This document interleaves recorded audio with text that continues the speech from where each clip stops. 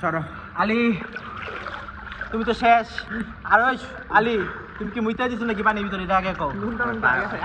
পানি তো মুছতে দিলে ওই কালো হয়ে যাবে, মুছছে না, বুঝেন নাকি? মুইতে গেলে কালার হয়ে যাবে, এর লেগে মতো নাই। আর ওটা পানির ভিতর তো সব দেখা যায়, দেখা যায়।